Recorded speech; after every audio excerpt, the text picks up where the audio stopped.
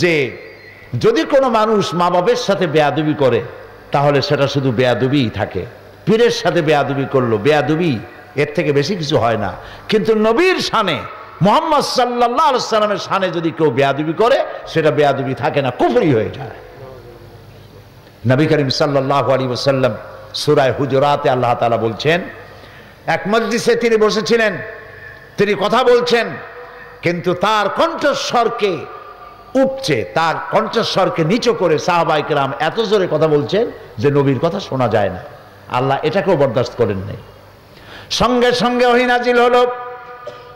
আল্লাহ রাব্বুল আলামিন ঘোষণা করলেন, ইয়া আইয়ুহাল্লাযীনা আমানু লা তারফাউ আসওয়াতাকুম ফাওকা সাওতিন নবী। হে বিশ্বাসীরা, তোমরা যারা ঈমান এনেছো শোনো, তোমাদের কণ্ঠস্বর যেন আমার নবীর চাইতে বড় না হয়ে যায়। যদি আমার নবীর চাইতে তোমাদের গলার আওয়াজ বড় হয়ে যায়, আনতাহবাতা আমালুকুম, তোমাদের জিন্দেগীর সমস্ত নেক আমলগুলি আমি বরবাদ করে দেব। এখনো পর্যন্ত মসজিদে নববীতে রাসূলুল্লাহর কবরের সামনে এই আয়াতটি স্বর্ণাক্ষরে লেখা আছে। এটা সেই জায়গা, ইয়ে মাকামে আদব হয়, এখানে আদব করতে হয়, জোরে চিল্লায় কান্দাও যায় না, নীরবে ফোঁপায় ফোঁপায় কাঁদতে হয়। এখানে শুয়ে আছেন আল্লাহ তাআলা যাকে শয়ে রেখেছেন, যিনি হচ্ছেন আখিরি জামানার পয়গম্বর বিশ্বনবী মুহাম্মদ রাসূলুল্লাহ সাল্লাল্লাহু আলাইহি ওয়াসাল্লাম। প্রিয় ভাই সব, তিনি দুনিয়ার বুকে এসেছিলেন একটি বিপ্লব করার জন্য। কি জন্য আসছিলেন, কেন তাকে পাঠানো হলো? কোরআনে কারীমের মধ্যে সূরা ফাতহার মধ্যে আল্লাহ তাআলা বলেন, হুয়াল্লাযী আরসালা রাসূলাহু বিল হুদা ওয়া দীনিল হক লিইয়ুযহিরাহু আলাদ-দীনি কুল্লিহি ওয়া কাফা বিল্লাহি শাহীদা। হুয়াল্লাযী আরসালা রাসূলাহু বিল হুদা ওয়া দীনিল হক, আমি আমার রাসূলকে দ্বীন হক, সত্যের বিধান সহকারে পাঠিয়েছি, যাতে করে তিনি মানব গোষ্ঠীর উপরে আমার কোরআনকে বিজয়ী করে দেন, আমার দ্বীনকে বিজয়ী করে দেন। এই জন্য তাকে পাঠিয়েছি। আজ আমার দেশের এক শ্রেণীর লোক আছে যারা ধর্ম আর রাজনীতিকে আলাদা করতে চায়, আছে না? আছে কিনা? তারা ধর্মনিরপেক্ষতায় বিশ্বাসী। আপনারা জানেন আল্লাহ যা যা করেছেন শয়তান তার উল্টা করেছে, ঠিক কিনা? আল্লাহ তাআলা করেছেন খেলাফত, শয়তান করেছে রাজতন্ত্র। এই রাজতন্ত্র আল্লাহর বানানো নয়, এটা কার বানানো? আল্লাহ দিয়েছেন অর্থনৈতিক বিলি বন্টনের ব্যবস্থা হিসাবে, সুষম বন্টন নীতি হিসাবে যাকাত ভিত্তিক অর্থ ব্যবস্থা, শয়তান করেছে সুদ। আল্লাহ দিয়েছেন দ্বীন, কমপ্লিট কোড অফ লাইফ, পূর্ণাঙ্গ জীবন ব্যবস্থা ইসলাম, শয়তান দিয়েছে সেকুলারিজম, ধর্মনিরপেক্ষ মতবাদ। আমি 1997 সনে পার্লামেন্টে বাজেট বক্তৃতার ভেতরে আমি এই কথা আনছিলাম যে ধর্মনিরপেক্ষ মতবাদ হলো একটি কুফরি মতবাদ। তদানীন্তন প্রধানমন্ত্রীর সামনেই বলেছি, পৃথিবীর সব আলেম একমত, ধর্মনিরপেক্ষ মতবাদ হচ্ছে কি বলুন তো? কুফরি মতবাদ। কোন নবী ধর্মনিরপেক্ষ ছিলেন না, কোন সাহাবী ধর্মনিরপেক্ষ ছিলেন না। এই ধর্মনিরপেক্ষ মতবাদকে ওনারা মানুষকে বোকা বানানোর জন্য বলেন যে ধর্মনিরপেক্ষতার অর্থ ধর্মহীনতা নয়। এটি একটি মিথ্যে কথা। বলুন এটি কি? আমি পার্লামেন্টে ডিকশনারি থেকে উল্লেখ করে বলেছিলাম, পৃথিবীর সব ডিকশনারি বলে সেকুলারিজম এর অর্থই হচ্ছে ধর্মহীনতা, ধর্মবিরোধিতা।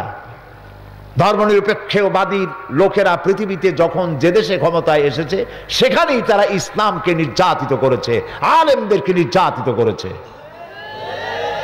প্রমাণ দেব? প্রমাণ শুনতে চান? তুরস্ক দিয়ে শুরু করি।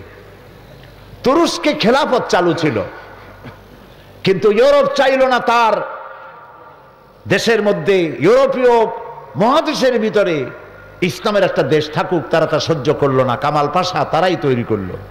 কামাল পাশা মুসলমানদের হেজাব পরা, নারীর হেজাব পরা রাষ্ট্রীয়ভাবে নিষিদ্ধ ঘোষণা করলো।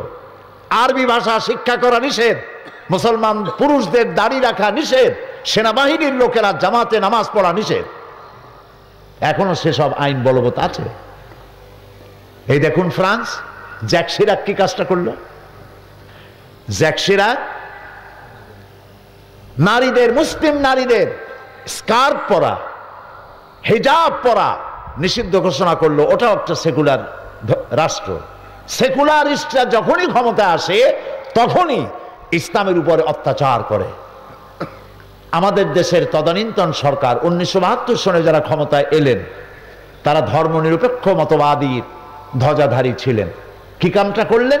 এসেই সর্বপ্রথম বিশ্ববিদ্যালয়ের মনোগ্রাম সমূহ থেকে ইকরা বিস্মি রাব্বিকাল্লাযী খালাক রব্বি জিদনি ইলমা এটাকে তুলে দিল।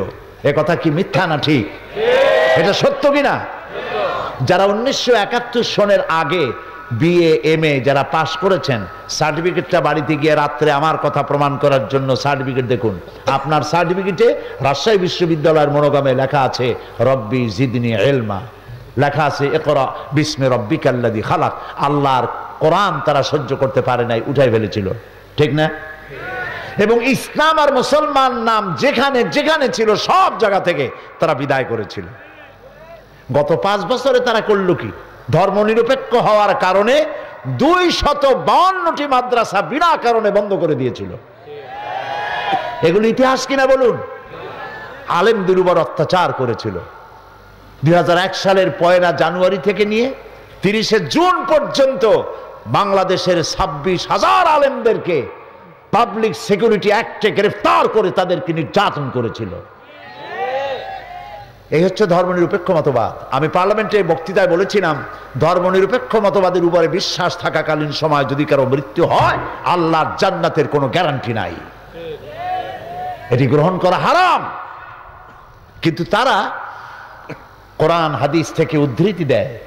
তারা বলে বুখারী শরীফে আছে লাকুম দীনুকুম ওয়ালিয়া দীন।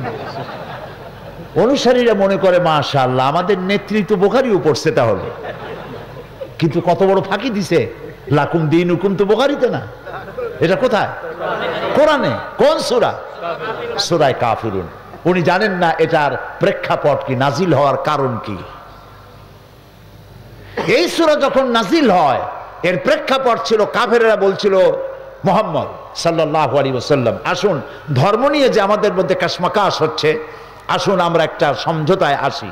আমরা কিছুদিন আপনার আল্লাহরে 2 সেজদা সেজদা দেব, আর আপনি আপনার লোক নিয়ে কিছুদিন আমাদের ভগবানকে প্রণাম করবেন। এই প্রস্তাব যখন করলো তারা ধর্মকে 50-50 ভাগাভাগি করার জন্য, তখন আল্লাহ তাআলা জিবরাইল পাঠায় দিলেন। রাসূলুল্লাহ কোনো কথা বলতেন না যতক্ষণ জিবরাইল কথা না বলেন, জিবরাইল ততক্ষণ কথা বলতেন না যতক্ষণ আল্লাহ বলতে নির্দেশ না করেন। আল্লাহ নাজিল করলেন কুল ইয়া আইয়ুহাল কাফিরুনা লা আ'বুদু মা তা'বুদুন। বলুন হে কাফেরেরা, তোমরা যার ইবাদত করো আমরা তার ইবাদত করি না, আবার আমরা যার ইবাদত করি তোমরা তার ইবাদত করো না। সুতরাং সিদ্ধান্ত হচ্ছে এই লাকুম দীনুকুম ওয়ালিয়া দীন। তোমাদের ধর্ম তোমাদের জন্য, আমাদের ধর্ম আমাদের জন্য। তোমরা তোমাদের দ্বীনের পক্ষে থাকো, আমরা আমাদের দ্বীনের পক্ষে থাকি। এখানে নিরপেক্ষতার কথা কোথায় পেলেন? ধর্মের ব্যাপারে নিরপেক্ষ থাকতে পারে কেবলমাত্র শয়তান, মুসলমান পারে না। আপনাকে পক্ষে থাকতে হবে। ধর্মের ব্যাপারে রাসূলুল্লাহ কি নিরপেক্ষ ছিলেন? তাহলে সারা জীবন তিনি করলেনটা কি? একজন সাহাবী পাওয়া যাবে না যিনি ধর্মের ব্যাপারে নিরপেক্ষ ছিলেন। আপনি পক্ষে থাকেন। যেমন রাজশাহী থেকে ঢাকা যাবেন, বিশ্ব রোড, হয় আপনি রাইটিস্ট হবেন না হয় লেফটিস্ট হবেন, হয় ডান দিক দিয়ে চলেন না হয় বাম দিক দিয়ে চলেন। কিন্তু কেউ যদি বলে আমি রাইটিস্ট হব না লেফটিস্ট হব না, আমি মিডিলিস্ট হব, আমি রাস্তার মাঝখানে থাকবো, আমি নিরপেক্ষ, এই রাস্তার মাঝখানে দাঁড়ায় নিরপেক্ষতা যদি পালন করেন, কিছুক্ষণের মধ্যেই ট্রাক বাবাজি আসবে, আপনারে মামলেট বানাই দিয়ে যাবে রাস্তার উপরে। অনুরূপভাবে হয় আপনাকে ধর্মের পক্ষে আসতে হবে, আর না হয় বলতে হবে আমি ইসলাম পছন্দ করি না, বেরিয়ে যান। আপনি এবং আপনার অনুসারীরা কয়েক লক্ষ যদি ইসলাম থেকে বেরিয়ে যায়, ইসলামের কোনো ক্ষতি আছে? কোনো ক্ষতি নাই। সুতরাং হয় ডান দিকে আসেন, না হয় বাম দিকে চলেন, হয় ইসলামের পক্ষে আসেন, না হয় ইসলামের বিপক্ষে চলে যান। মাঝখানে নিরপেক্ষতা অবলম্বন করে করার কোনো যৌক্তিকতার সুযোগ ইসলাম কাউকে দেয় নাই। আপনি মাঝখানে দাঁড়ায় থাকবেন, রাস্তার মাঝখানে দাঁড়ালে যেভাবে শয়তান এসে, যেভাবে ট্রাক এসে আপনার কাম সারিয়ে দেবে, সেইভাবে শয়তান এসে লাথি মেরে জাহান্নামে ফেলে দেবে। এই জন্য কোনো মুসলমান ধর্মনিরপেক্ষ হতে পারে না। রাসূলুল্লাহ ধর্মনিরপেক্ষতার দাওয়াত দিতে আসেন নাই। ধর্মনিরপেক্ষ জিনিসটা কি? জিনিসটা হলো, তাদের বক্তব্য হচ্ছে আমার ধর্মের ব্যাপার আমার ব্যক্তিগত ব্যাপার, আমার খুশি আমি নামাজ পড়বো, রোজা রাখবো, হজ করবো, যাকাত দিব, আমার ব্যাপার। কিন্তু আমার অর্থনীতি, আমার সমাজনীতি, আমার রাজনীতি, আমার নির্বাচন, আমার কলকারখানা, আমার ক্ষেত খামার, এগুলি চলবে আমার কথা মতো, আমার বাজানের কথা মতো, আমার দলের কথা মতো। এটা কি ইসলাম মানবে? ইসলাম কেরা মানবে? কখনই নয়। সেই জন্য আপনাকে তাদের কথা মতো, তারা তো বলে যে শুধুমাত্র মাদ্রাসা মসজিদের ভিতর ইসলাম থাকবে, আর বাকি জীবনের বিস্তীর্ণ অঙ্গনে আল্লাহ এবং রসুলের প্রতি 144 দিয়ে দেওয়া হয়। 144 ধারা, আমার জীবনের বিস্তীর্ণ অঙ্গনে তোমরা প্রবেশ করতে পারবে না। এখন আমি আপনাদের কাছে প্রশ্ন করি, আল্লাহর দরকার যদি বঙ্গভবনে না হয়, আল্লাহর প্রয়োজন যদি পার্লামেন্টে না হয়, আল্লাহর কোনো জরুরত যদি সেক্রেটারিয়েটে না থাকে, আল্লাহর কোনো জরুরত যদি শিক্ষাঙ্গনে না থাকে, কল কারখানায়, অফিস আদালতে, ক্ষেত খামারে আল্লাহর জরুরত যদি না থাকে, তাহলে অবশেষে এই আল্লাহর দরকারটা কি? বুঝতে পারতেছেন কথা? এই জন্য আল্লাহ রাব্বুল আলামিন বলেন, আফাতুমিনুনা বিবাদিল কিতাবি ওয়া তাকফুরুনা বিবাদ। আল্লাহ তাআলা বলেন, তোমরা কোরআনের কিছু কথাকে স্বীকার করবে, কিছুকে করবে অস্বীকার। এটা যদি হয়, তাহলে এই পৃথিবীর বুকে লাঞ্ছনার জীবন তোমাদের দেব, আর কিয়ামতের ময়দানে কঠিন শাস্তি তোমাদের ভোগ করা লাগবে, জাহান্নামে যেতে হবে। এই জন্য ইসলামের পক্ষে থাকতে হবে। কোন দিকে থাকবেন বলেন? চিল্লায় বলেন। কোন মুসলমান সন্তান যে মুসলমান মায়ের গর্ভে এসেছে, মুসলমান পিতার জন্মে হয়েছে, ধর্ম নিরপেক্ষতা অবলম্বন করেছে, হারাম। তাদের অবস্থা দেখেছেন? মিটিং করে, মিছিল করে, কখনো হাজার স্লোগান দেয়, আল্লাহু আকবার স্লোগান নাই। বলেন ঠিক কিনা? সেই দলের লোকেরা যদি আজ মাহফিলে থাকেন, আমি তাদের বিবেকের কাছে প্রশ্ন করি, আপনি আপনার দলের নেতা এবং নেত্রীকে প্রশ্ন করতে পারেন না? আমি মুসলমানের সন্তান, হাজারো জয় জয় করে নানান স্লোগান দিতে পারি, আল্লাহু আকবার বলতে পারি না কেন? এটা তো হিন্দুস্তান নয়, এর নাম বাংলাদেশ। 14 কোটি মুসলমানের জায়গা, কেন আল্লাহু আকবার বলতে পারি না? না পারার কারণ আমরা জানি, সামান্য কয়েকটা সংখ্যালঘুদের ভোট নেওয়ার জন্য আল্লাহর নাম তারা পরিত্যাগ করেছে। এই জন্য যারা মুসলমান, ধর্মনিরপেক্ষবাদীদের সাথে কোনো সম্পর্ক নাই, তাদেরকে তওবা করে ফিরে আসতে হবে। আল্লাহ যেন তৌফিক দেন বলি আমিন। ধর্মনিরপেক্ষ মতবাদ এলো থেকে, এটাও আপনাদের জানা দরকার। না জানা দরকার নেই? জানা দরকার। ধর্মনিরপেক্ষ মতবাদের জন্মদাতা কে? আগে বলেছি আমি। বলেন কে? শয়তান। চিল্লায় বলেন কে? মধ্যযুগীয় ইউরোপ সভ্যতায় যখন চার্চ কর্তৃক, পাদ্রী কর্তৃক রাষ্ট্র শাসিত হলো, ঐতিহাসিক সত্য।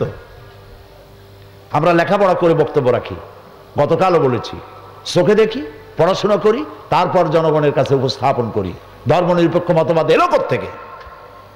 মধ্যযুগে ইউরোপ সভ্যতায় যখন পাদ্রীরা দেশ চালাইতো ধর্মের নামে, তখন তারা শিক্ষিত লোকদের উপর অত্যাচার করত। গ্যালিলিওর মতো একজন মহান বিজ্ঞানীকে একটি সত্য উচ্চারণের জন্য তাকে বিষ পান করে হত্যা করেছিল। এ কথাগুলি সত্য কিনা? আমি অত্যন্ত সচেতনতার সাথে বক্তব্য রাখছি। আমি জানি রাজশাহী শিক্ষার নগরী। আমার সামনে যারা উপস্থিত, আমার ধারণা মতে 100% এডুকেটেড পারসন। আলহামদুলিল্লাহ বলেন। সেখানে তারা নারীদের উপর অত্যাচার করেছে পাদ্রীরা। তারা বলেছে নারী হচ্ছে শয়তানের দালাল, শয়তানের ব্রোকার। কিভাবে? বেহেশতের মধ্যে প্রথম পিতা, প্রথম মানুষ আদম আলাইহিস সালামকে ওয়াসওয়াসা দিয়েছে শয়তানের পক্ষ হইয়া হযরতে হাওয়া। কাজে আমরা বেহেশত থেকে যে দুনিয়ায় পড়ে গেলাম এর জন্য দায়ী হলো নারী। এদের শুধু ভোগ করো, উপভোগ করো, কিন্তু তাদের অধিকার থেকে তাদেরকে বঞ্চিত করো। নারীরা ছিল ভোগের সামগ্রী, খেলার সামগ্রী, আর কোনো অধিকার তাদের দেওয়া হতো না। এই সময় নারীরা নির্যাতিতা, শিক্ষিত জনগোষ্ঠী নির্যাতিত। তখন শুরু হয়ে গেল যুদ্ধ পাদ্রীদের সাথে। যারা যুদ্ধ শুরু করলো তারা চাইলো ধর্ম বিবর্জিত সমাজ চাই, ধর্ম নিরপেক্ষ রাষ্ট্র চাই। পাদ্রীরা ধর্ম থাকবে গির্জায়, আর রাষ্ট্র থাকবে ধর্ম নিরপেক্ষ মতবাদের লোকদের হাতের মুঠায়। এই সংগ্রামে পাদ্রীরা হেরে গেল, জিতল যুবকেরা, যারা ধর্মনিরপেক্ষ মতবাদ চাইল। সেখান থেকেই ধর্মনিরপেক্ষ মতবাদ পৃথিবীতে আসলো। এবার আমার প্রশ্ন,